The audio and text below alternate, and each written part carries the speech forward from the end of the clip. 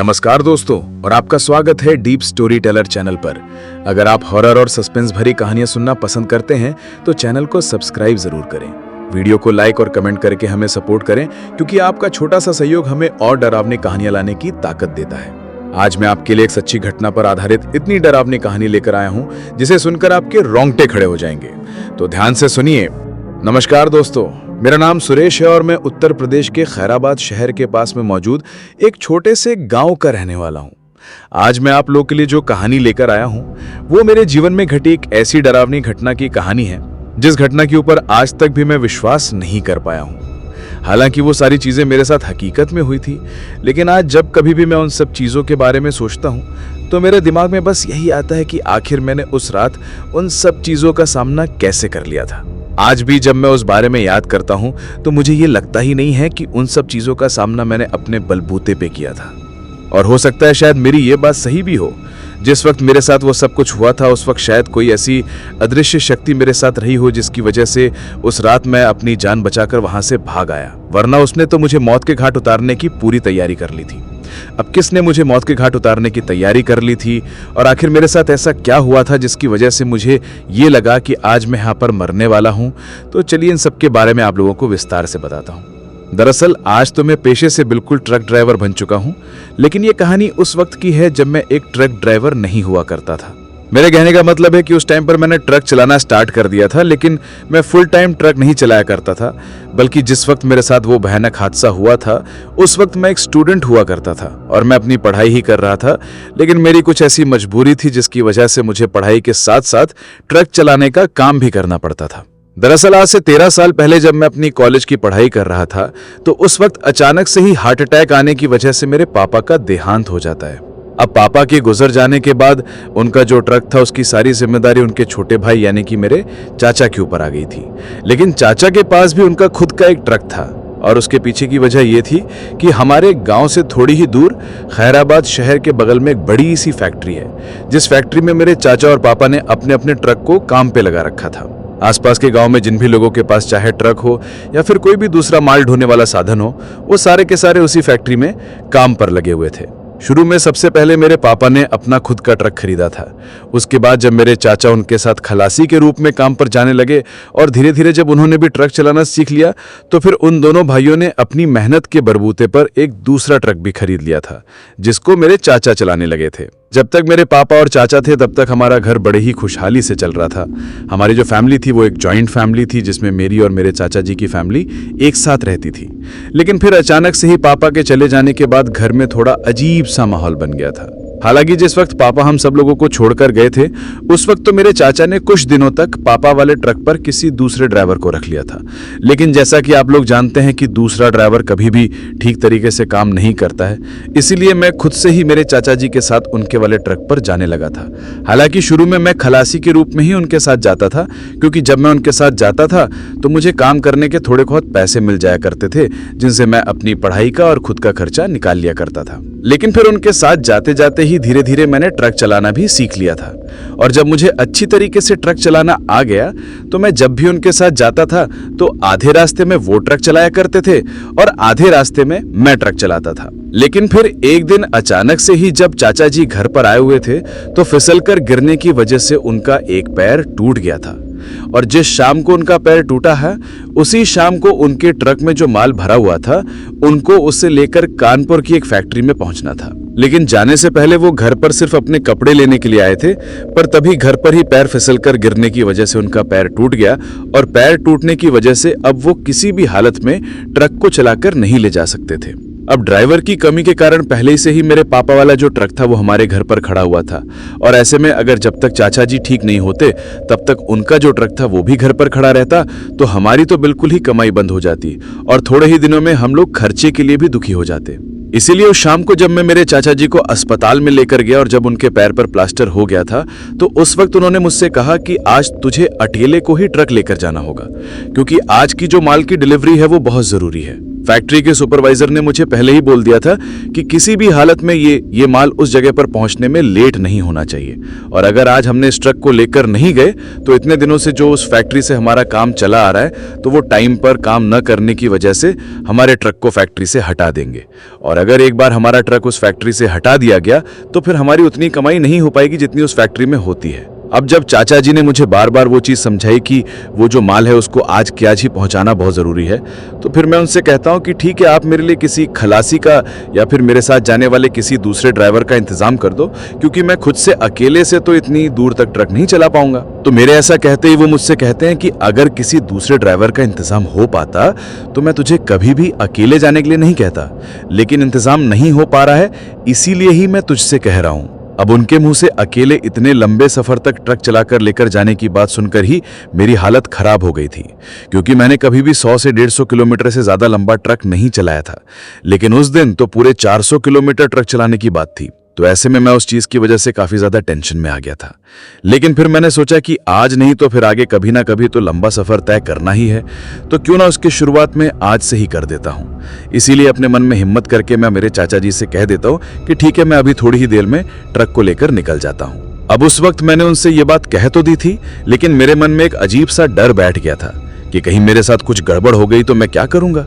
लेकिन वो कहते हैं ना कि जब इंसान किसी चीज को लेकर डरता है तो उस चीज में गड़बड़ जरूर होती है, और शायद वैसा ही कुछ उस रात मेरे साथ भी होने वाला था। अब मैं चाचा जी को अस्पताल से वापस घर पर छोड़ने के बाद उनसे ट्रक की चाबी लेकर जहां ट्रक खड़ा हुआ था वहां जाता हूं, और वहां से उसको स्टार्ट करके जिस जगह पर उस माल को पहुंचाना था उस जगह के लिए निकल जाता हूं। लेकिन जैसा कि मैंने भी आपको कहानी में पहले बताया कि उस जगह तक पहुंचने के लिए एक तरफ का जो सफर था वो 400 किलोमीटर था, और आने जाने का दोनों तरफ का सफर 800 किलोमीटर का होने वाला था। इसीलिए मैंने घर से निकलते वक्त अपना जरूरत का पूरा सामान अपने साथ ले लिया था। सामान लेने के बाद जैसे ही मैं ट्रक को स्टार्ट करके वहां से निकला तो शुरुआत में तो मुझे कुछ भी दिक्कत नहीं होती है, लेकिन जैसे जैसे मैं उस फैक्ट्री वाले इलाके से निकलकर हाईवे से होते हुए आगे की तरफ आने लगा तो लगभग 70 से 80 किलोमीटर का सफर तय करने के बाद मैं उसी जंगल नुमा इलाके में पहुंच जाता हूं, जिस इलाके से होकर हर बार मैं अपने पापा के साथ और चचा के साथ जाया करता था। यानी कि जंगल के बगल से होकर जो हाईवे गुजरता था, उस हाईवे से पहले ही हम लोग हमेशा अपने ट्रक को नीचे की तरफ उतार लिया करते थे, क्योंकि वो हाईवे काफी दूर तक आगे एक दूसरे शहर में जाकर फिर से वापस घूमकर आता था। लेकिन उस जंगल की शुरुआत जिस जगह से होती थी, उसी जगह से उस जंगल के बिल्कुल बीचों बीच से होकर एक सड़क गुजरती थी। हालांकि वो बिल्कुल घना जंगल भी नहीं था, आप सिर्फ उसको जंगल समझ सकते हो, लेकिन उसमें बीच बीच में कई छोटे छोटे गांव भी आते थे, जिनकी वजह से उस रास्ते से सफर करने में इतना ज्यादा डर नहीं लगता था, क्योंकि जैसे ही किसी भी गांव से 5 किलोमीटर का सफर तय होता था तो फिर से कोई दूसरा गांव आ जाता था। इसके साथ ही सड़क के दोनों तरफ ऐसा भी नहीं था कि बिल्कुल घने लंबे लंबे पेड़ थे, बल्कि एक तरफ थोड़ा जंगली झाड़ियों वाला इलाका रहता था तो दूसरी तरफ खेती करने वाले मैदान रहते थे, जिनमें फसल के टाइम पर फसल उगी रहती थी, क्योंकि वो जो जमीन थी वो उस सड़क पर जो गांव आते थे उन गांव वालों की ही होती थी। दिन के वक्त तो जब कभी हम लोग उस सड़क से गुजरते थे तो अक्सर वो गांव वाले उन खेतों में काम करते हुए हमें दिखाई देते थे। लेकिन अब क्योंकि मैं तो उस दिन रात के लगभग 10 बजे के आसपास में अपने ट्रक को लेकर वहां से निकला था, और उस सुनसान सड़क तक पहुंचने में मुझे लगभग 2 घंटे का टाइम लग गया था। इसी वजह से जब मैं उस जगह पर पहुंचा था तो उस वक्त तक रात के 12 बज चुके थे। लेकिन मैंने अपने चचा जी के साथ कई बार पूरी रात सफर तय किया था, जिसकी वजह से मुझे रात में सफर करने से वैसे इतना ज्यादा डर नहीं लगता था। लेकिन उन लोगों के साथ सफर तय करते वक्त मेरे साथ कभी भी कोई भी ऐसी डरावनी घटना नहीं हुई थी जिसकी वजह से मुझे थोड़ा बहुत भी डर महसूस हो, और शायद यही कारण था कि आज भी मुझे उस सड़क से सफर तय करते हुए डर नहीं लग रहा था। लेकिन आगे चलकर मेरे साथ कुछ ऐसा होने वाला था जिसकी वजह से मुझे ये बात समझ में आने वाली थी कि डरना बहुत जरूरी है। अब जैसे जैसे मैं उस सड़क पर थोड़ा आगे की तरफ चलता गया तो लगभग आधे घंटे तक उस सड़क पर सफर तय करने के बाद मैं ट्रक को चलाते हुए मेरे मन में यह सोच रहा था कि अब बस लगभग 1 घंटे की बात और है। 1 घंटे के बाद मैं इस सुनसान सड़क को पार करके फिर से आगे की तरफ दूसरे हाईवे पर निकल जाऊंगा, और एक बार उस हाईवे पर चढ़ने के बाद तो मुझे किसी भी शॉर्टकट रास्ते को या फिर इस तरह की गांव वाली सिंगल सड़क को अपनाने की जरूरत नहीं पड़ेगी, बल्कि मैं उस हाईवे से ही ट्रक चलाते हुए सीधा उस फैक्ट्री तक पहुंच जाऊंगा जिस फैक्ट्री में मुझे सामान पहुंचाना है। अभी मैं मेरे मन ही मन में ऐसा सोच ही रहा था कि तभी ये बात सोचते सोचते ही जैसे ही मैं गांव के बीच से होकर थोड़ा आगे की तरफ निकला तो उस गांव को लगभग 2 से 2.5 किलोमीटर पीछे छोड़ने के बाद एक घुमाव में मुझे दिखाई देता है कि उस सड़क के बिल्कुल बीचों बीच एक कार खड़ी हुई है। लेकिन वो कार नहीं तो बिल्कुल सीधी खड़ी हुई थी और ना ही उस सड़क के बीचों बीच लगी हुई थी, बल्कि वो कार थोड़ी सड़क से आधी नीचे की तरफ उतरी हुई थी। लेकिन उस वक्त उस कार के दोनों इंडिकेटर चालू थे। उन दोनों इंडिकेटर की चालू लाइटों को देखकर मुझे लगा कि शायद यहां पर किसी की कार खराब हो गई है। लेकिन अब क्योंकि वो एक सिंगल सड़क थी, इस वजह से उस कार के तरीके से वहां पर खड़े होने के कारण मैं अपने ट्रक को साइड से भी नहीं निकाल सकता था जब तक कि वो कार अपनी जगह से थोड़ा साइड में नहीं हट जाती। इसीलिए मैंने ट्रक में बैठे बैठे ही 2-3 बार ट्रक का हॉर्न बजाया,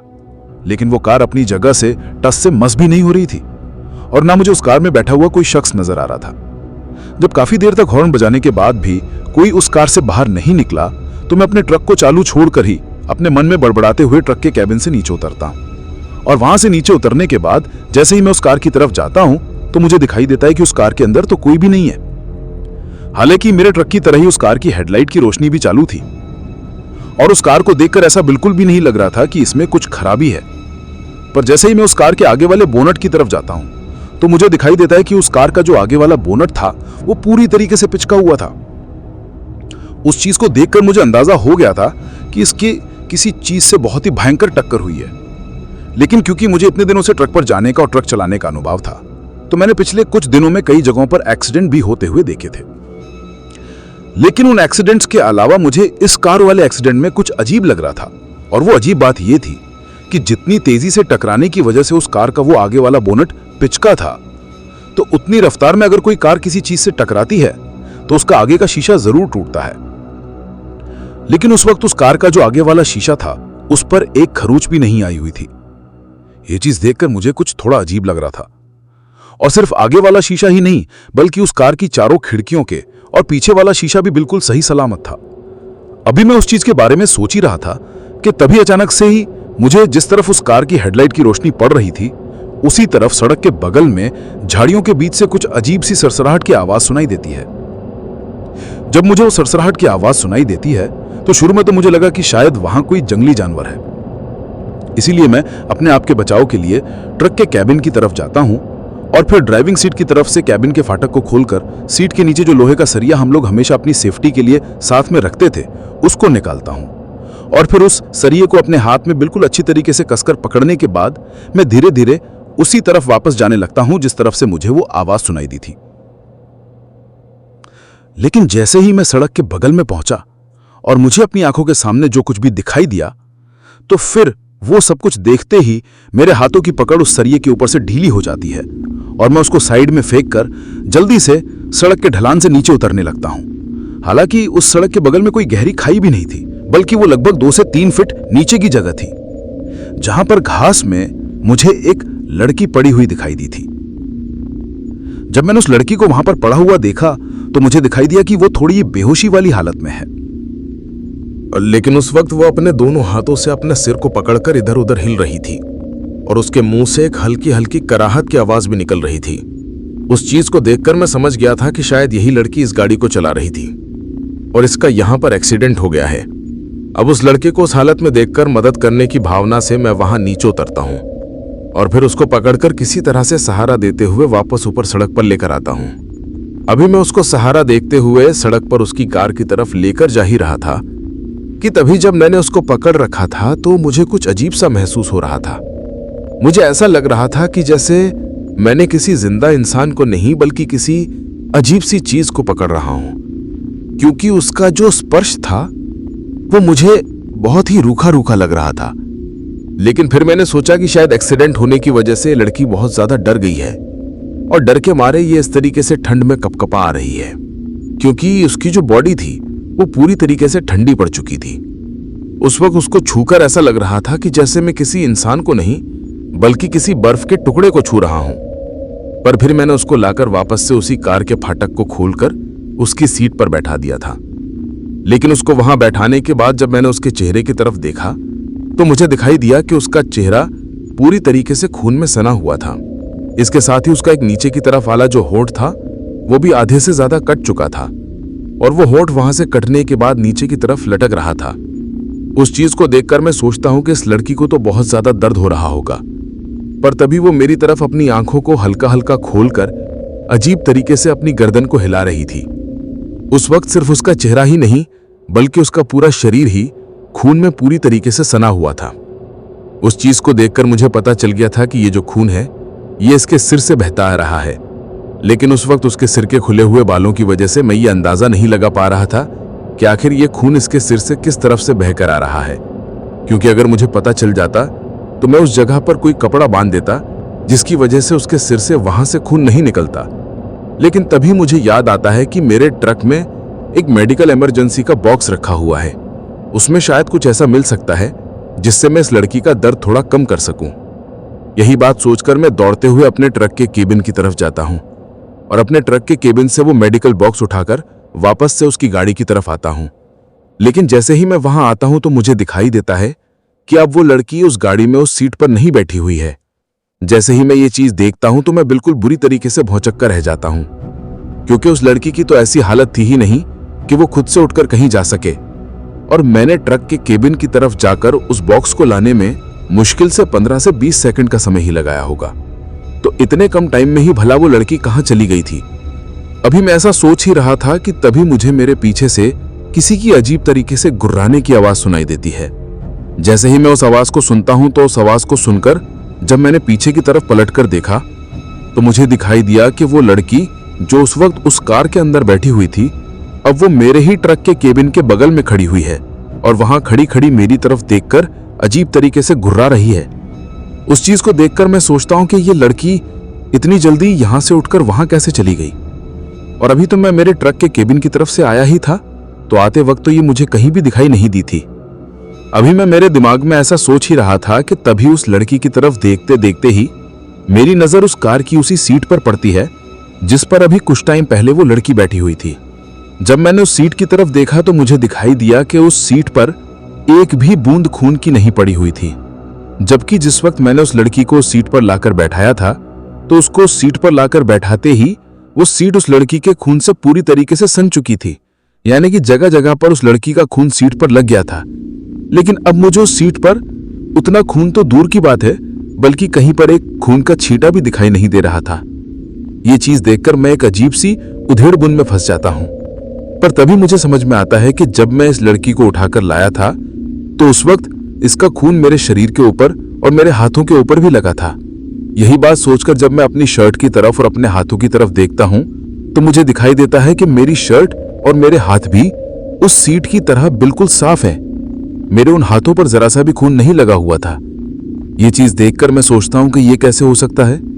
इतनी बुरी तरीके से खून में सनी हुई लड़की को जब मैं पकड़कर लाया था तो मैं भी पूरी तरीके से जगह जगह से उसके खून में सन चुका था, लेकिन अब मुझे कहीं पर भी इसका खून क्यों नहीं दिखाई दे रहा। अभी मैं ऐसा सोच ही रहा था कि तभी मेरे सामने खड़ी हुई वो लड़की अपना एक हाथ मेरी तरफ बढ़ाती है और अजीब तरीके से अपनी गर्दन को घुमाते हुए वहीं पर गिर जाती है।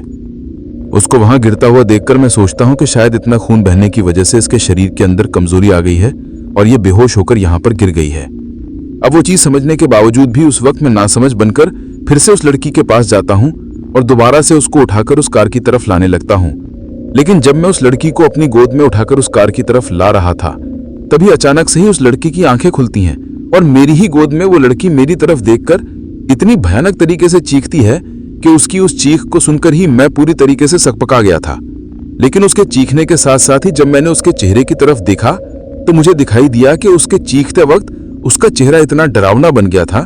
कि एक पल के लिए तो मुझे लगा कि मैंने किसी साधारण लड़की को नहीं बल्कि किसी अजीब सी चीज को पकड़ रहा हूं, क्योंकि उसका जो चेहरा था वो इतना डरावना हो गया था। लेकिन फिर उस तरीके से चीखते ही उसकी गर्दन फिर से साइड में लटक जाती है और उसकी आंखें भी बंद हो जाती हैं, यानी कि वो दोबारा से बेहोश हो गई थी। अब उसको इस तरीके से चीखता हुआ देखकर मैं सोचता हूं कि शायद जब इसकी कार किसी चीज से टकराई थी तो ये उस वक्त भी बिल्कुल वैसे ही चिल्लाई होगी और अब बार बार रह रहकर इसके दिमाग में शायद वही सब कुछ इसे याद आ रहा है, जिसकी वजह से ये बेहोशी वाली हालत से पागलों की तरह बार बार बीच में उठकर इस तरीके से चीख रही है और फिर वापस से बेहोश भी हो रही है। लेकिन एक पल के लिए तो जब वो मेरी गोद में चीखी थी तो मैं उसको बिल्कुल छोड़ने ही वाला था, पर वो तो अच्छा हुआ कि इससे पहले मैं उसको छोड़ता उस लड़की ने चीखना बंद कर दिया था और वो दोबारा से बेहोश हो गई थी। अब उसके दोबारा से बेहोश हो जाने के बाद मैं उसको ले जाकर वापस से उस कार की उसी सीट पर बैठा देता हूँ। लेकिन जब मैंने उसे वहां बैठाया तो मैंने दोबारा से अच्छी तरीके से उस सीट की तरफ देखा कि अब इसका खून इस सीट पर लग रहा है या नहीं लग रहा, और इसके साथ साथ ही मैंने खुद के कपड़ों को भी देखा। लेकिन उस वक्त तो मुझे उसका खून अपने कपड़ों पर लगा हुआ दिखाई दे रहा था। पर तभी वो लड़की फिर से अपने आप ही अपनी आंखों को खोलकर मेरी तरफ देखती है और मेरी तरफ देखकर उतने दर्द में होने के बावजूद भी वो मुस्कुराने लगी थी। उसको उस तरीके से मुस्कुराता हुआ देखकर मैं सोचता हूँ कि बड़ी ही अजीब लड़की है। इसका पूरा मुंह आधे से ज्यादा कटा हुआ है और नीचे का होठ तो कटकर साइड में लटक रहा है, फिर भी ये मेरी तरफ देखकर मुस्कुरा रही है।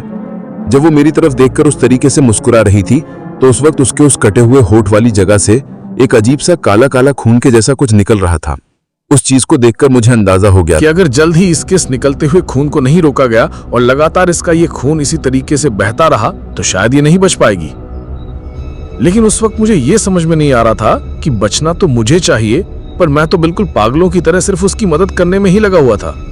पर उस वक्त मैं उस चीज की हकीकत को नहीं समझ पा रहा था कि आखिर उस सुनसान सड़क पर वो लड़की इतनी बुरी तरीके से जगह जगह से खून में सनी हुई होने के बावजूद और आधा मुंह कटा हुआ होने के बावजूद भी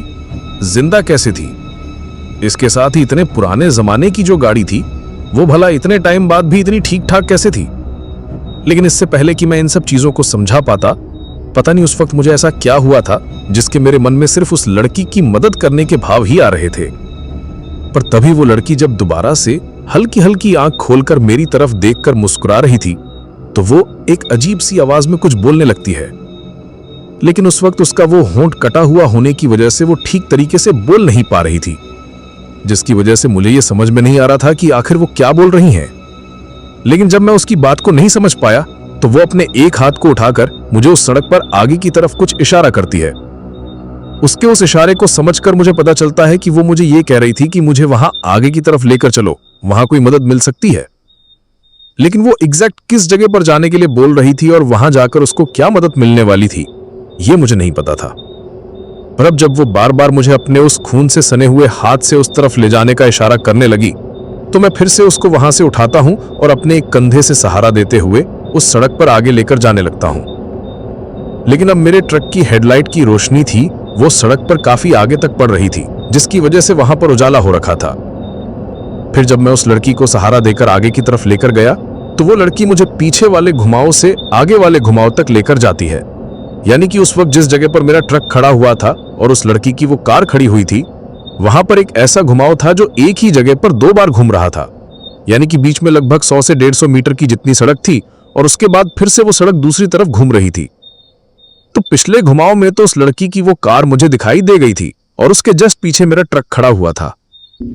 पर वहां से वो लड़की मुझे आगे की तरफ दोबारा से 100 से 150 मीटर चलने के बाद जो घुमाव था वहां तक लेकर जाती है। फिर जैसे ही वो मुझे वहां पर लेकर जाती है तो उसको सहारा देकर ले जाते वक्त ही मेरी नजर अचानक से सड़क के बगल में पड़ती है। जब मैं उस तरफ देखता हूं तो मुझे दिखाई देता है कि उस सड़क के बगल में एक पेड़ से कोई बहुत ही पुराने जमाने की कार ठुकी हुई पड़ी है। और उस कार को देखकर ऐसा लग रहा था कि जैसे इस पेड़ में ठुक के बाद ये कार जल भी गई थी, क्योंकि उस वक्त वहां पर सिर्फ उसकी जो लोहे की बॉडी थी वही बची हुई थी। पर उस चीज को देखकर मैं सोचता हूं कि शायद इस जगह पर काफी ज्यादा एक्सीडेंट होते हैं। वो तो अच्छा हुआ कि आज इस लड़की की कार सड़क पर ही रुक गई और किसी पेड़ में जाकर नहीं ठुकी, वरना हो सकता था कि इस वाली कार की तरह ही इस लड़की की कार भी जल जाती। अभी मैं ऐसा सोच ही रहा था, लेकिन उस वक्त जो चीजें एक दूसरे से जिस तरीके से कनेक्ट हो रही थी मैं उनको समझ नहीं पा रहा था। क्योंकि मुझे आज जितना ट्रक चलाने का अनुभव है और रात के वक्त सुनसान जगह पर होने वाले इस तरह के हादसों का अनुभव है,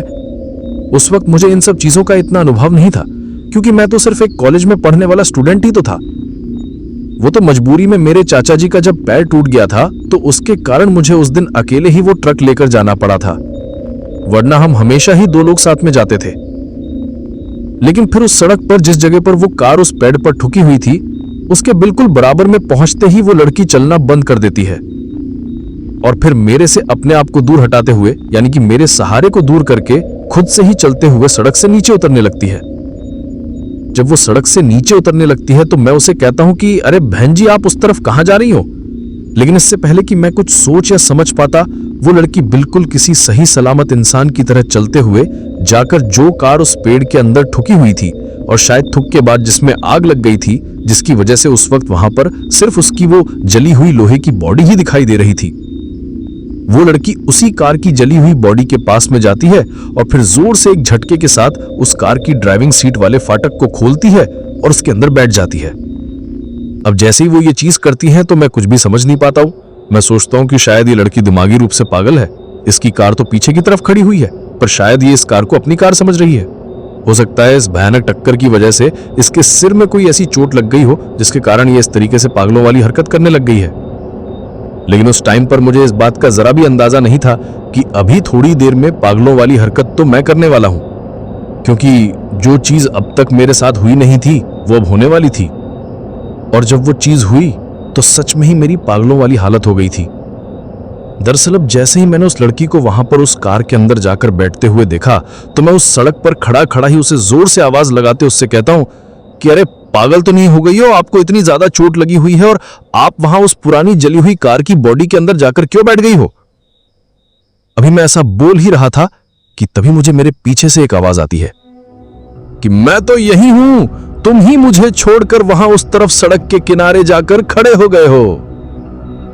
अब जैसे ही मुझे ये आवाज आई तो मैं झट से पीछे की तरफ पलट कर देखता हूं, और जैसे ही मैं पीछे की तरफ पलट कर देखता हूं तो मुझे दिखाई देता है कि वो लड़की तो बिल्कुल मेरे पीछे ही खड़ी हुई है। जैसे ही मैंने ये चीज देखी तो मैं बिल्कुल हक्का बक्का रह गया, और वापस से जब मैंने पीछे की तरफ पलटकर उस कार की तरफ देखा तो मुझे दिखाई दिया कि वो लड़की अब भी उस जली हुई कार की बॉडी के अंदर ही बैठी हुई है। अब एक ही लड़की को एक साथ दो दो जगहों पर देखकर और दोनों तरफ में से एक तरफ हंसते हुए और दूसरी तरफ चीखते हुए देखकर मुझे कुछ भी समझ में नहीं आ रहा था कि आखिर अब मैं क्या करूं। लेकिन फिर मैं खुद से कहता हूं कि बेटा सुरेश, अब यहां से भागने में ही फायदा है। इससे पहले कि ये लड़की तुझे अपना शिकार बना ले तू यहां से निकल ले। यही सोचकर मैं अपने शरीर को हल्का सा हिलाते हुए जल्दी से वहां से भागता हुआ अपने ट्रक की तरफ आता हूं। लेकिन जैसे ही मैं वहां से भागते हुए अपने ट्रक की तरफ आता हूं तो अभी मैं मेरे ट्रक से लगभग 15 से 20 कदम की दूरी पर ही था कि तभी अचानक से ही मुझे दिखाई देता है कि वही लड़की अब मेरे ट्रक के कैबिन के बगल में भी खड़ी हुई है। उस चीज को देखते ही मेरे कदम वहीं के वहीं रुक जाते हैं। मेरे को वहां लुकता हुआ देखकर वो लड़की जो उस वक्त मेरे ट्रक के कैबिन के बगल में बिल्कुल मेरी ड्राइविंग सीट के फाटक के पास में खड़ी हुई थी, वो भी वहां पर बिल्कुल उसी तरीके से हंसने लगती है। हंसते हंसते ही उसकी हंसी की जो आवाज थी वो उस पूरे सुनसान इलाके में गूंजने लगी थी। अब एक तरफ तो वो लड़की हंसी रही थी कि तभी वही लड़की जो दूसरी तरफ उस जली हुई कार की ड्राइविंग सीट के ऊपर बैठी हुई थी वो वहां बैठी बैठी ही इतनी जोर से चीखती है कि उसकी उस चीख को सुनकर ही मेरे शरीर के रोंगटे खड़े हो गए थे। अब एक ही लड़की को दोनों तरफ देखकर और दोनों तरफ में से एक तरफ हंसते हुए दूसरी तरफ चीखते हुए देखकर मुझे कुछ भी समझ में नहीं आ रहा था कि आखिर अब मैं क्या करूं। लेकिन फिर मैं खुद से कहता हूं कि बेटा सुरेश, अब यहां से भागने में ही फायदा है। इससे पहले कि ये लड़की तुझे अपना शिकार बना ले तू यहां से निकल ले। यही सोचकर मैं अपने शरीर को हल्का सा हिलाते हुए जल्दी से वहां से भागता हुआ अपने ट्रक की तरफ आता हूं। लेकिन जैसे ही मैं वहां से भागता हुआ अपने ट्रक की तरफ आता हूं तो अभी मैं मेरे ट्रक से लगभग 15 से 20 कदम की दूरी पर ही था कि तभी अचानक से ही मुझे दिखाई देता है कि वही लड़की अब मेरे ट्रक के कैबिन के बगल में भी खड़ी हुई है। उस चीज को देखते ही मेरे कदम वहीं के वहीं रुक जाते हैं। मेरे को वहां रुकता हुआ देखकर वो लड़की जो उस वक्त मेरे ट्रक के कैबिन के बगल में बिल्कुल मेरी ड्राइविंग सीट के फाटक के पास में खड़ी हुई थी, वो भी वहां पर बिल्कुल उसी तरीके से हंसने लगती है। हंसते हंसते ही उसकी हंसी की जो आवाज थी वो उस पूरे सुनसान इलाके में गूंजने लगी थी। अब एक साथ एक ही लड़की को 3-3 जगहों पर देखकर मेरी हालत पतली हो गई थी। पर तभी मैंने देखा कि जो गाड़ी मेरे ट्रक के सामने बिल्कुल सही कंडीशन में खड़ी हुई थी, यानी कि जिसका आगे की तरफ से बोनट थोड़ा पिचका हुआ था, अब मुझे उस गाड़ी की ड्राइविंग सीट के ऊपर भी वही लड़की बैठी हुई दिखाई दे रही थी। और वो लड़की उस ड्राइविंग सीट पर बैठी बैठी वहां पर रो रही थी। अब एक लड़की को एक जगह पर रोता हुआ देखकर, दूसरी जगह पर चीखता हुआ देखकर, तीसरी जगह पर हंसता हुआ देखकर और चौथी जगह पर मेरी तरफ देखकर गुर्दे चकराने लगा था। मुझे समझ में ही नहीं आ रहा था कि अब मैं अपनी जान बचाने के लिए आखिर ऐसा क्या करूं जिसकी वजह से मैं इस लड़की के चंगुल से बचकर यहां से निकल सकूं। पर तभी मेरी नजर ट्रक के कैबिन के दूसरी तरफ पड़ती है, जहां पर वो लड़की नहीं खड़ी थी। इसीलिए मैं झट से ट्रक के कैबिन के दूसरी तरफ वाली साइड से जाकर उसके फाटक को खोलता हूं और अंदर बैठ जाता हूं। लेकिन अब अंदर बैठने के बाद मुझे यह डर था कि कहीं ट्रक के दूसरी तरफ ड्राइविंग सीट के बगल में जिस जगह पर वो लड़की खड़ी हुई है वो वहां से ट्रक के फाटक को खोलकर अंदर ना आ जाए। इसीलिए मैं फटाफट ड्राइविंग सीट की तरफ जाता हूं और अंदर की तरफ से ट्रक को दोनों ओर से लॉक कर लेता हूं। लेकिन अब भी वो लड़की मुझे ट्रक की हेडलाइट की रोशनी में उन चारों जगहों पर दिखाई दे रही थी।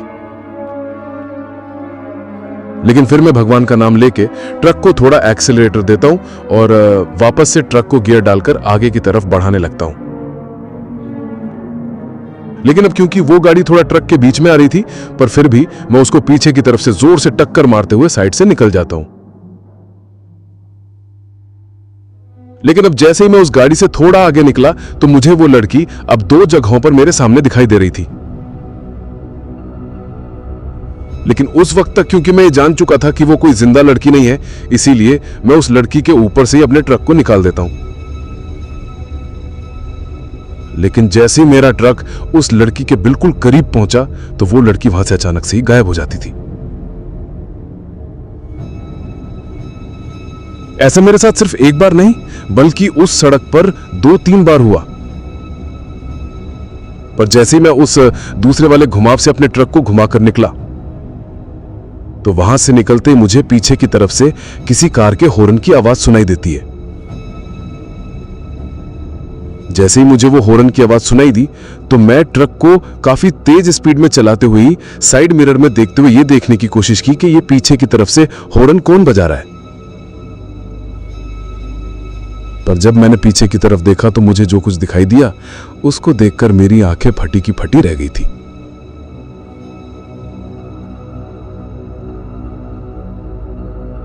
और मुझे समझ में आ गया था कि आज मेरा यहां पे मरना तय है,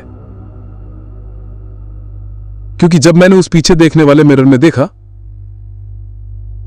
तो मुझे दिखाई दिया कि अब वही खून से सनी हुई लड़की उस कार को दौड़ाए हुए मेरे ट्रक के पीछे लेकर आ रही है। यानी कि मेरे वहां से निकल जाने के बाद भी वो मेरा पीछा कर रही थी। पर मैं भी अपने ट्रक को जितना मुझसे हो सकता था उतनी तेज स्पीड में दौड़ाए हुए उस सड़क से निकाल रहा था, क्योंकि वहां से लगभग 7 से 8 किलोमीटर आगे ही एक दूसरा गांव आने वाला था और उस गांव में पहुंचने के बाद तो शायद मुझे कोई मदद मिल सकती थी। इसीलिए मैं इस कोशिश में था कि कैसे भी करके एक बार मैं उस गांव में पहुंच जाऊं। पर तभी मुझे सुनाई देता है कि पीछे की तरफ से एक अजीब सी आवाज भी आ रही है। वो आवाज कुछ इस तरह की थी कि जैसे लोहे से बनी हुई कोई बहुत ही भारी भरकम चीज सड़क पे चल रही है।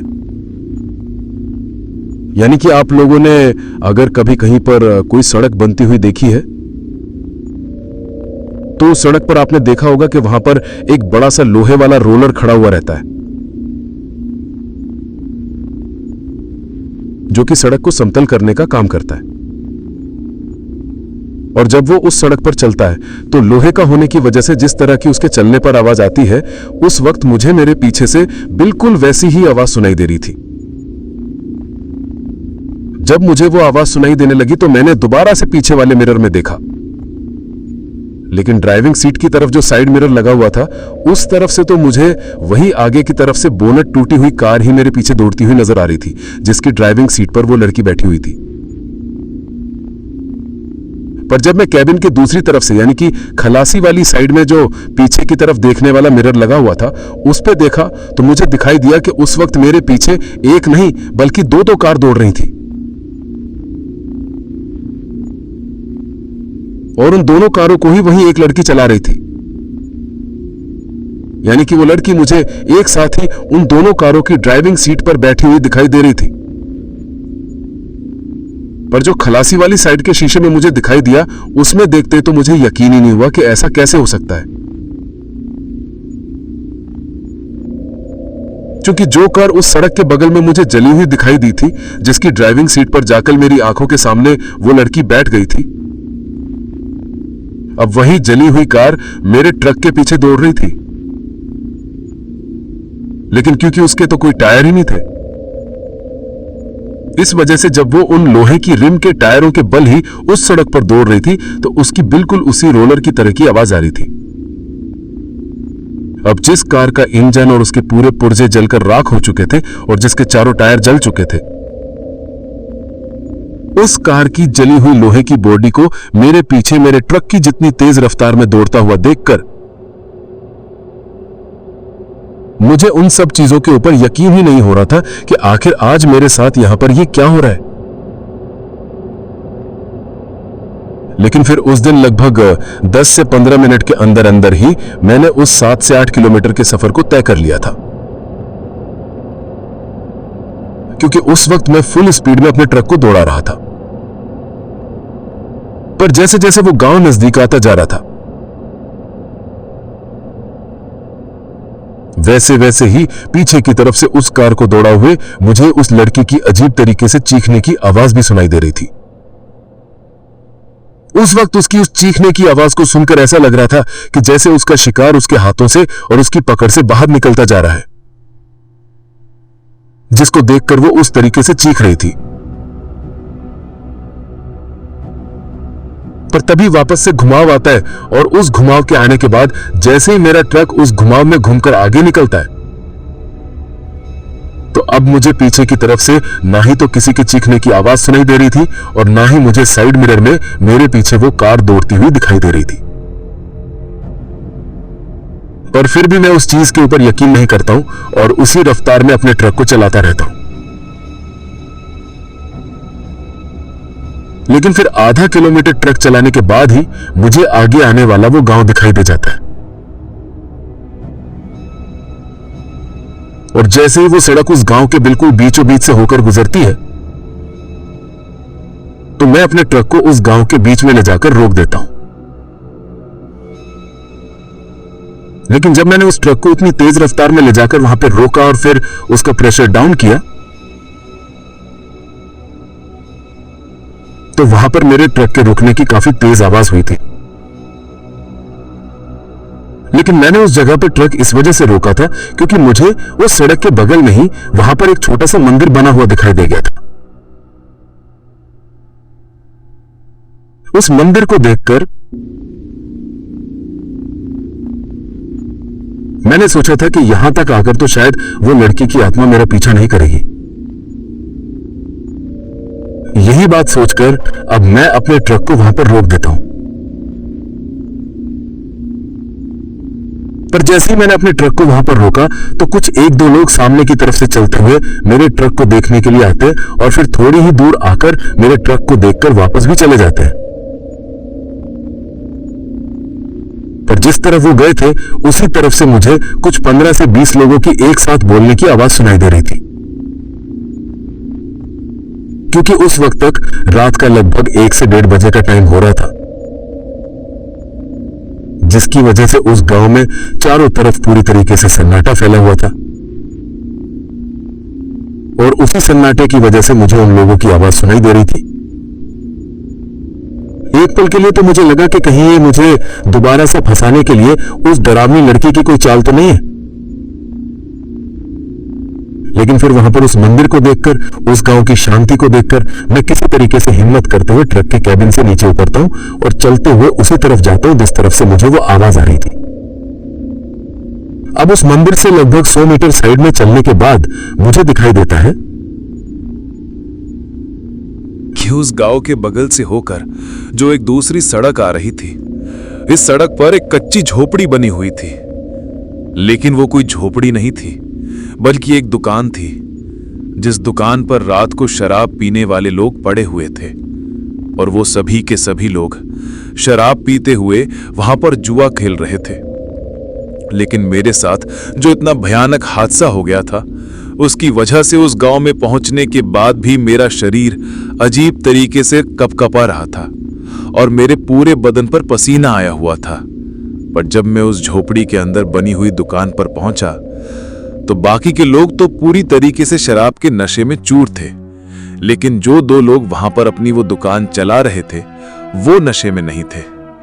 इसी वजह से जब उन लोगों ने मुझे उस हालत में देखा तो वो मुझसे पूछते हैं कि अरे भाई साहब क्या हुआ, आप तो पूरे के पूरे पसीने में ही भीगे हुए हो। ये लो, यहां हमारे पास बैठकर एक दो लगा लो, पूरी की पूरी गर्मी उतर जाएगी। अब उनके ऐसा कहने पर मैं उन दोनों लोगों से कहता हूं कि मैं शराब नहीं पीता। तो मेरे मुंह से ऐसा सुनते ही वो मुझसे कहते हैं, तो फिर क्या पीते हो? अब जैसे ही उन दोनों ने मुझसे ये बात पूछी तो पता नहीं अचानक से मेरे मुंह से ऐसा क्यों निकल जाता है कि खून। मेरे खून बोलते ही उन दोनों की आंखें फटी की फटी रह जाती हैं और वो मेरी तरफ अजीब तरीके से देखने लगते हैं। लेकिन फिर मैं अपनी बात को सुधारते हुए उनसे कहता हूं कि वो मेरा खून पी जाएगी, वो मुझे मार डालेगी।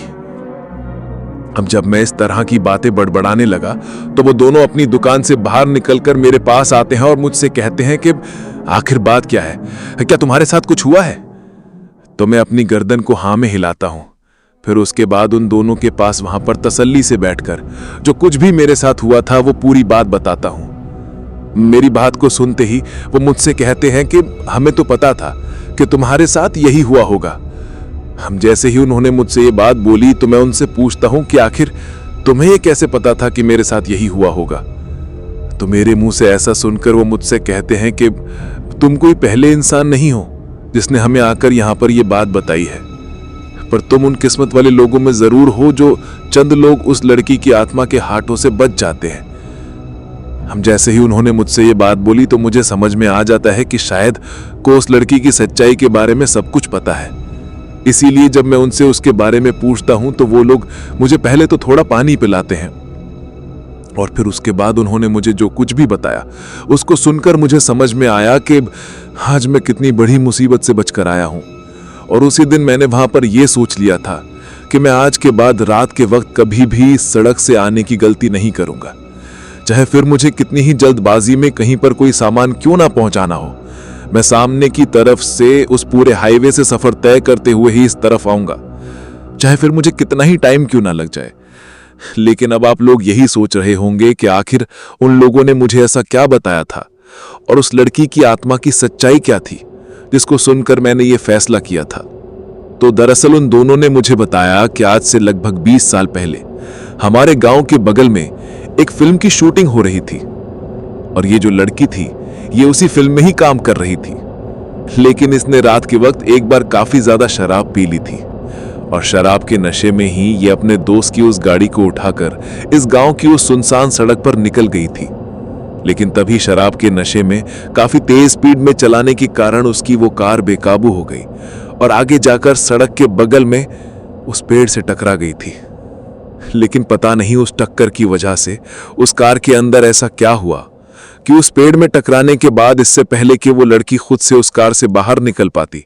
उस कार में एक बहुत तेज धमाका होता है और उस पूरी की पूरी कार के अंदर आग लग जाती है। आग लगने की वजह से और इतनी तेज झटके के साथ उस पेड़ में ठुक की वजह से वो लड़की बिल्कुल बेसुध हो गई थी, जिसकी वजह से वो भी उस दिन उस कार के साथ उसके अंदर ही जलकर मर गई थी। जब लोगों को सुबह इसके बारे में पता चला तो वहां पर सिर्फ उसकी हड्डियां ही मिली थीं और वो भी पूरी तरीके से जली हुई। पर उस दिन के बाद ही उस लड़की की आत्मा रात के वक्त उस सड़क से गुजरने वाले लोगों को इसी तरीके से अलग अलग जगहों पर अपनी कार को उस तरीके से सड़क के बीच में लगाकर खड़ी हुई दिखाई देती हैं और वो आज भी लोगों से मदद मांगने की कोशिश करती हैं, क्योंकि जिस वक्त वो उस कार के अंदर जलकर मरी थी तब भी शायद उसने अपने आप को बचाने के लिए मदद के लिए चिल्लाया होगा, लेकिन कोई भी वहां पर उसकी मदद करने वाला नहीं था। तो अब उसका ऐसा मानना है कि जब लोगों ने उसकी मदद नहीं की तो अब वो उस रास्ते से गुजरने वाले हर उस इंसान से बदला लेगी जो रात के वक्त वहां से सफर तय करता है। हालांकि हर इंसान को ही वो जली हुई कार अपने पीछे किसी सही सलामत कार की तरह दौड़ती हुई दिखाई देती है, लेकिन सुबह होने के बाद जब वो इंसान खुद से जाकर उस जगह पर देखता है तो वो कार बिल्कुल उसी तरीके से सड़क के बगल में पिछले 20 सालों से जिस तरीके से वहां पर पड़ी हुई है उसी तरीके से पड़ी हुई दिखाई देती है। लेकिन वो लड़की हमेशा ही उन दोनों घुमावों के बीच में ही किसी इंसान को अपना शिकार बनाती है और अगर वो किसी का पीछा करने भी लग जाए तो गांव की तरफ आने से पहले ये जो एक तीसरा घुमाव आता है, इस घुमाव के आने के बाद वो किसी का पीछा नहीं करती। यहां तक आने तक अगर कोई इंसान अपने आप को उससे बचा लेता है तो फिर वो उसका कुछ नहीं बिगाड़ पाती, लेकिन इससे पहले ही अगर वो उसके हत्थे चढ़ गया तो फिर उस इंसान को मरने से कोई नहीं बचा सकता। इन्हीं सब चीजों के कारण गांव वाले दिन ढलने के बाद उस तरफ जाने की गलती करते ही नहीं हैं।